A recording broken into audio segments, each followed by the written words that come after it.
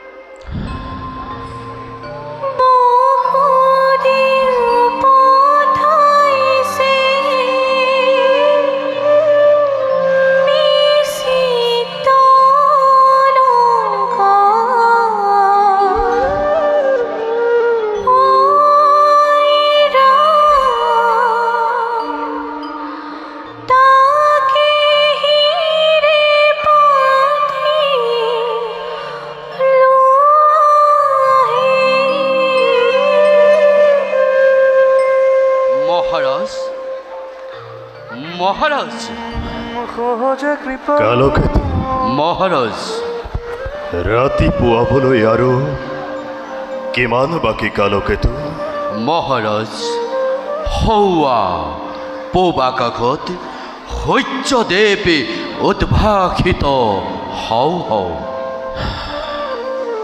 এৰা কালকেতু মহাৰাজ একোজনে মাথো ভনীতি দৈৱকী মোৰ ৰাজ কাৰেং সুদা কৰি তাইও আজি গুচি যাব পৰৰ গৃহলৈ। এই নিষ্ঠুৰ কংসৰ হৃদয়ৰ কোনোবা কোণত কিহে যেন আজি অকস্মাতে কৰিছে আঘাত। মহাৰাজ কালকেতু মহাৰাজ কন্যা সম্প্ৰদান কি যে এক মৰ্মান্তিক কালকেতু। মহাৰাজ এয়াই হৈছে জগতৰ চিৰন্তন নীতি।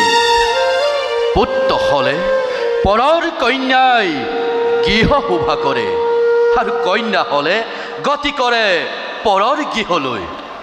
গতিকে আপুনি দুৰ্বল নহ'ব মহাৰাজ। বাৰু কালকেতু মহাৰাজ বৰযাত্ৰী উলটি যোৱাৰ সময় প্ৰায় সমাগত। আছেনে প্ৰস্তুত সকলো সম্ভাৰ? মহাৰাজ প্ৰস্তুতি কৰি ৰাখিছোঁ সকলো সম্ভাৰ। 1500 হাতী, 400 ঘোঁৰা, 200 যাব দাস দাসী। তাৰ বাবে আপুনি চিন্তাৰ মই নেদেখো কাৰণ। কালকেতু মহাৰাজ তথাপিও তুমি পুনৰবাৰ ভালদৰে সকলো কৰিবা নিৰীক্ষণ। ভগিনীৰ যাত্ৰাত কৌতুৱে যেন একো বাদ পৰি নৰয়। ভাল মহাৰাজ।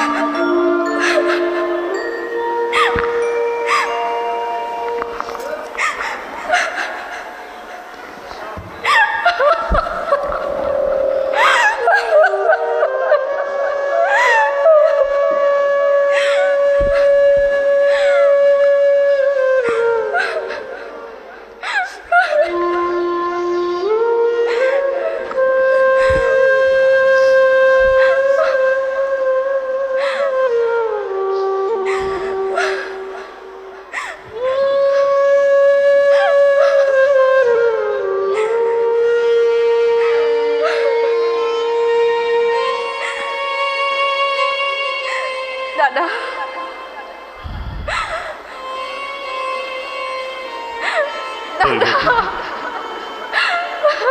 দৈৱকী দাদা এই শুভ মুহূৰ্তৰ বিদায় ক্ষণত প্ৰাণ ভৰি এবাৰ তোক কৰো আলিংগন। দৈৱকী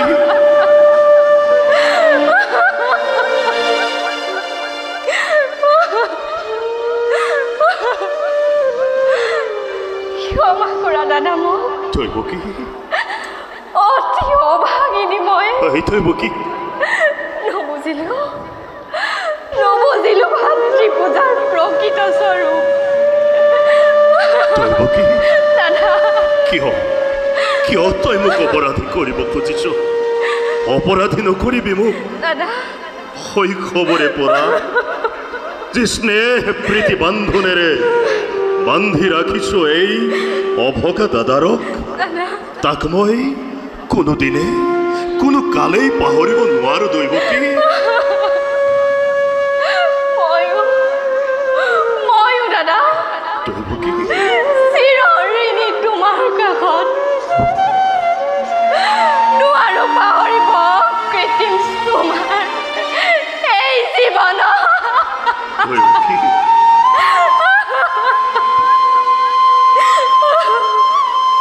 স্নেহৰ ভগ্নী দৈৱকী দাদা স্নেহৰ অযোগ্য বসুদেৱ ৰাজন আজি এই শুভ লগ্নৰ মহেন্দ্ৰ ক্ষণত কংসৰ অযাচিত হিয়া ভৰা আশীৰ্বাদ যাচিলো দুয়োকে। বিবাহ যদিও দেৱতাৰ নিবন্ধ তথাপিতো উপযুক্ত পাত্ৰৰ হাতত স্নেহৰ ভগ্নীক কৰি সমৰ্পণ। আজি কংসই লভিছে অপাৰ আনন্দ। স্নেহৰ ভগ্নী দৈৱকী মোৰ কৰ্তব্যৰ তাৰণাত পৰি যদিও বা কেতিয়াবা কৰিছিলো তোক কঠোৰ ব্যৱহাৰ, আজিৰ এই বিদায় ক্ষণত এই দাদাৰ মুখলৈ চাই সকলো পাহৰি যাওঁ। আই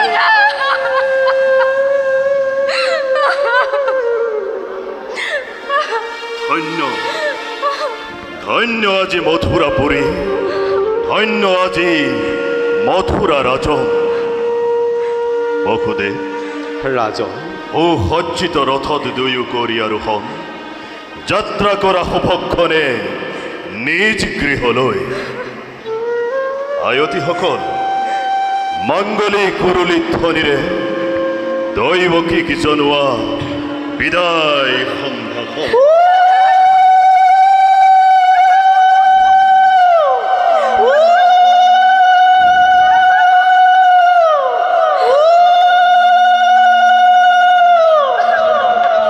প্ৰাণ ভৰি পুনৰ্বাৰ দিশু আশীৰ্বাদ বিধিয়ে মিলাই যেন দুয়োটিকে অৰগৰ সুখ।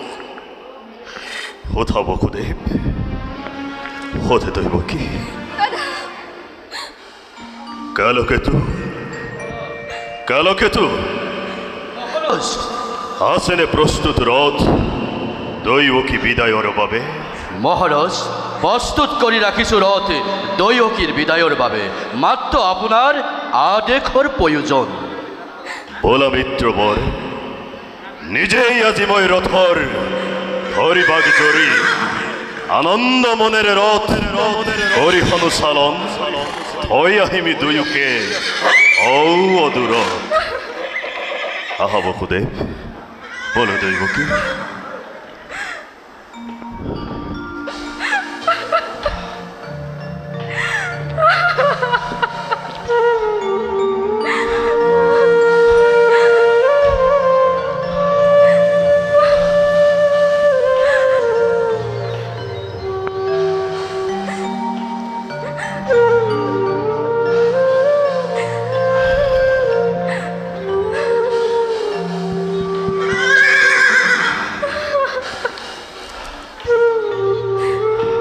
বলা বসুদেৱ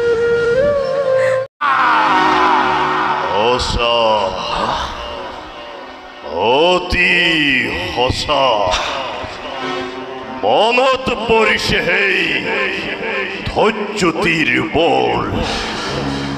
আপোন পাহৰা হৈ আনন্দতে আজি পাহৰিছো আপোনাৰ ভৱিষ্যত।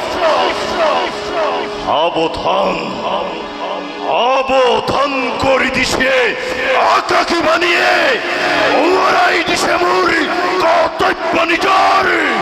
কালকেতু আদেশ কৰক মহাৰাজ। ঘৰুৱা বিজুলী বেগে তীক্ষ্ণ তৰোৱাল আনন্দৰ উন্মত্ত প্ৰজা পলাওক লৰি। মিত্ৰ মোৰ কোনো নাই, শত্ৰু সকলো করা যাকেই যতই পোয়া বলিয়া তোতাল হাতি তুরন্তেও নাই মেলি দিয়া চুরে চুরে প্রজাগর আনন্দর উৎসব হোক লঙ্ঘর ধুমুহা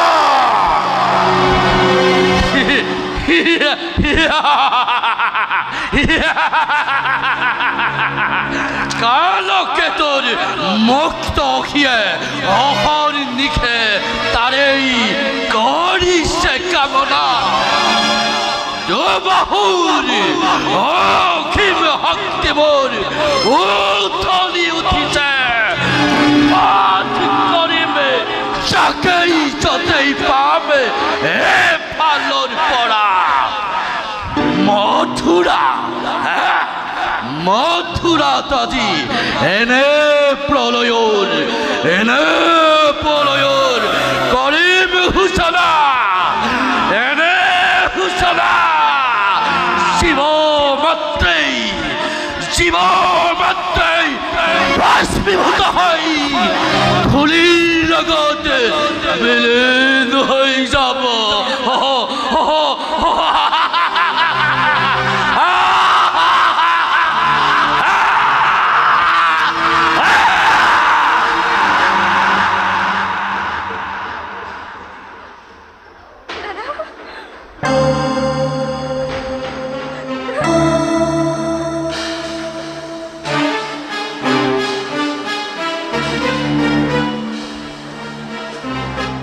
বসুদেব রাজন নতুন মিতি তার স্নেহর ভগ্নী দৈবকী ভবিষ্যৎ ভাগ্য লিপি মোর দুয়োজনে হনিলাল হই কানপতি জিমিলন বন্ধুনেরে বান্ধি দিল তোমালোক দুয়োদিকে এই মিলনেই আজি স্পষ্ট ভাবে করিছে ঘোষণা অচিরেই কংসৰ মৰণ হিয়া ভৰাজি আশীৰ্বাদ কৰিছিল প্ৰদান তাৰেই আজি সুন্দৰ প্ৰতিদান অচিৰতে কংসৰ মৰণ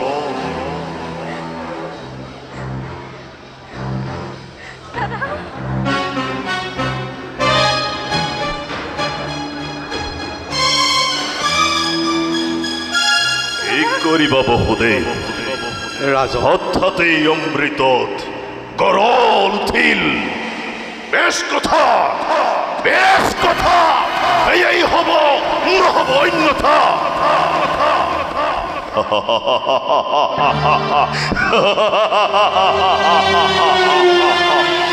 কিন্তু এই কংসৰ মৰণ জানো ইমান সহজ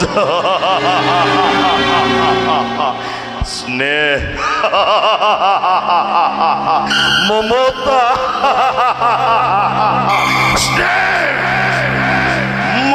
আদি আছিল যত মানে এই খাদ্যৰ সকলোটি এই মুহূৰ্ততে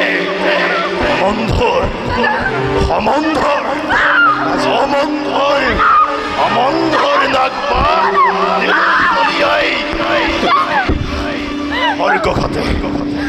অর্ঘঘাতে দৈবকীর করে শিরচ্ছেদ মুক্ত হব খোঁজা মৃত্যুর দ্বার ক্রমে বিরুদ্ধ করি শির কাললৈ দৈবকী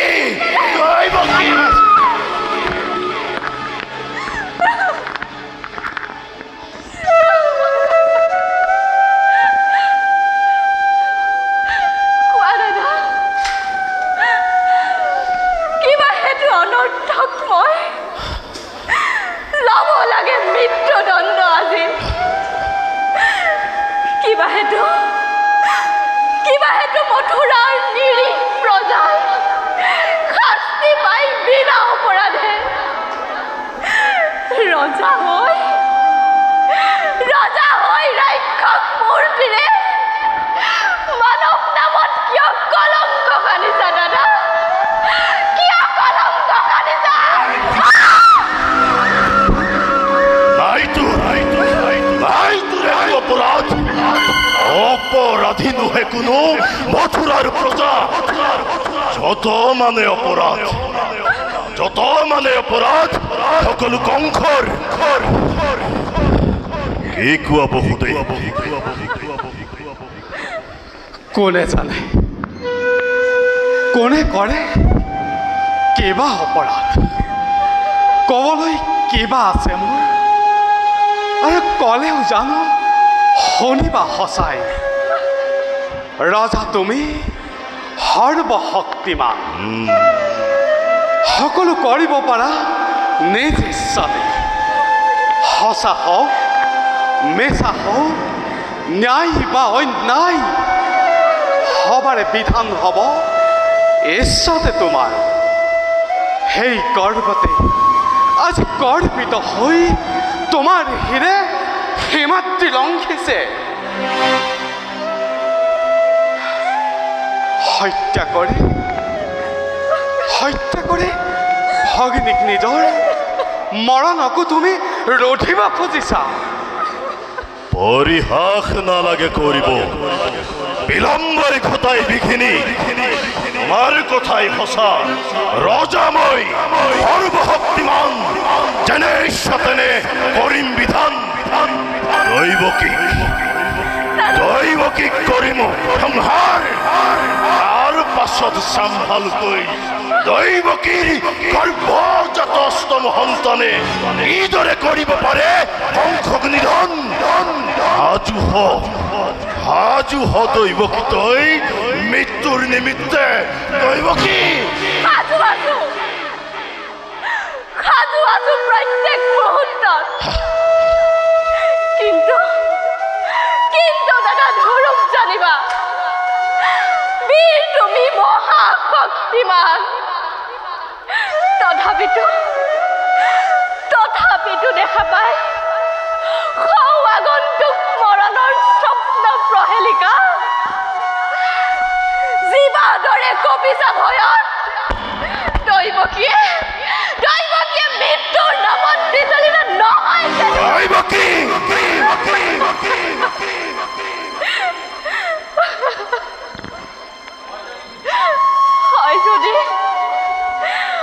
হয় যদি মিত্ৰ মোৰ স্বামীৰ আগত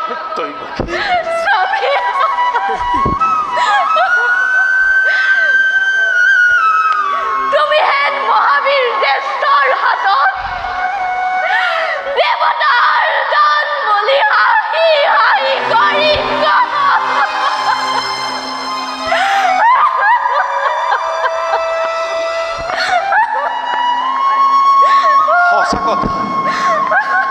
সঁচা কথা ৰাজা এনে কাৰ্য অতি অশুভ নাৰী হত্যা ভগিনী হত্যাৰে কলংকৰ কালিমা সানি ক্ষত্য ৰখি বিনা প্ৰয়োজনে ৰঞ্জিত কৰিবা এনে কাম কৰা যদি সাথী জগতৰ বীৰৰ সমাজে হত মুখে তোমাকে কৰিব গঞ্জনা নলব তোমাৰ নাম লাজতে ঘৃণাতে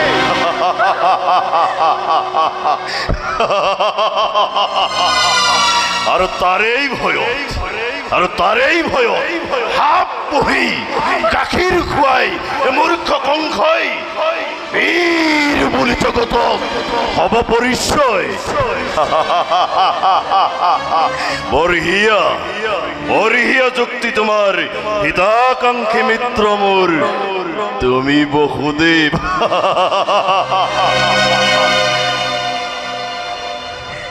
তাৰো আছে সহজ উপায় দৈৱকীও জীয়াই থাকিব তোমাৰো ৰাজন একোকেই অনিষ্ট নহব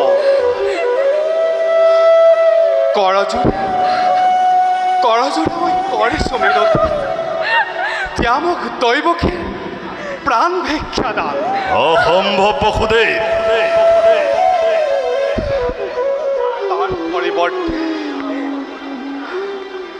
তাৰ পৰিৱৰ্তে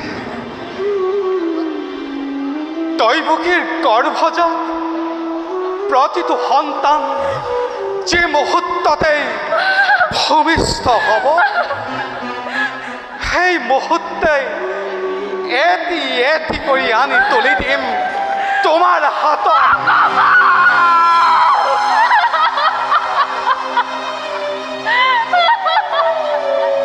হত্যা কৰি সিহঁতক হবা তুমি সাৱধান নিজ ইচ্ছামতে।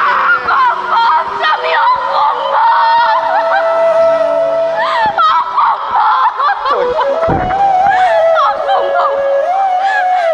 নজনাবা নজনাবা তেনেকুৱা প্ৰাৰ্থনা স্বামী অসম্ভৱ। পৃথিৱীৰ নতুন অতিথি সৰগৰ দেৱ শিশু সিহঁতৰ প্ৰাণৰ বিনিময়ত জীৱন ভিক্ষা মোৰ নাই প্ৰয়োজন স্বামী, নাই প্ৰয়োজন, নাই প্ৰয়োজন। ভালদৰে ভাবিছো বসুদে, পাৰিবানে সঁচাকৈয়ে প্ৰতিজ্ঞা কৰিব পালন? পাৰিবানে বিসৰ্জিব নিজ সন্তানৰ স্নেহ? যদি পাৰা তাই মোৰ অলপো আপত্তি, তোমাৰ মুখলৈ চাই দিব পাৰো মুক্তি দৈৱকীক। শক্তিধৰ নৰপতিটো প্ৰজা আমি আশ্ৰিত তোমাৰ, দুৰ্বল আমাৰ পৰা প্ৰবল শক্তিৰে আপোন নিশ্চাৰে কাঢ়ি নিব পাৰা যিবা আছে সকলো আমাৰ। তথাপিতো কওঁ শুনা ৰাজন, মিছা কথা মই নকওঁ কদাপি। সাক্ষী ৰাখি চন্দ্ৰ সূৰ্য গ্ৰহ তৰা নক্ষত্ৰ মণ্ডলী সাক্ষী ৰাখি তব যুগল চৰণ স্পৰ্শ কৰি মই দক্ষিণ হস্তে অৰ্ধাংগিনী তব সন্মুখত আজি মই যি বাক্য কৰিলো উচ্চাৰণ, প্ৰণাম তেওঁ তাক মই কৰিম পালন।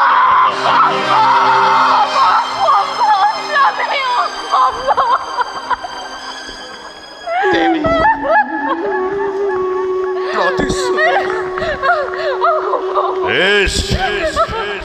এই হ'ব এতিয়াৰ পৰা তেন্তে গৈ দুয়োজনে চাবলৈ স্থিৰ নেত্ৰে চিহ্নহীৰ নিজ সন্তানৰ নিজকেই কৰাগৈ প্ৰস্তুত।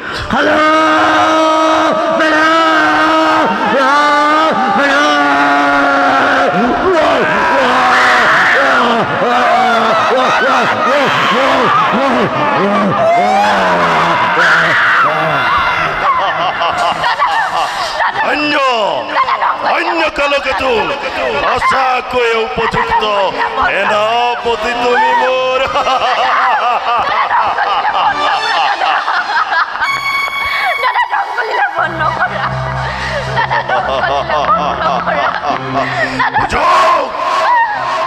বুজক আজি সকলোৱে ভালদৰে বুজক কংসৰ ক্ষমতা, কংসৰ শক্তি, কংসৰ পৰাক্ৰম কিমান। হাতেৰ পাপিয়সী, হাতেৰ পাপিয়সী, হাতেৰ পাপিয়সী।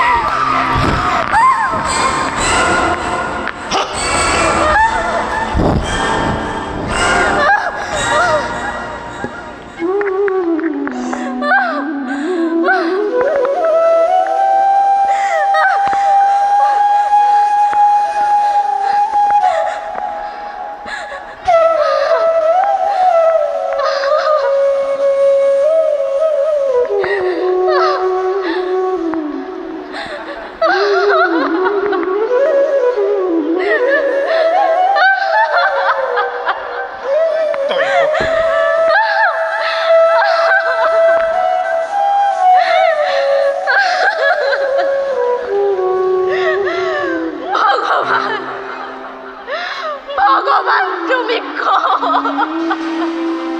ভগবান ভগবান অতি